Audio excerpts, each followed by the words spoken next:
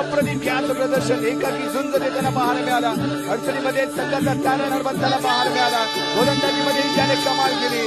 असा सर्वोत्कृष्ट खेळाडू या स्पर्धेचा ठरला येतो. मातीमा सीफूड संघाचा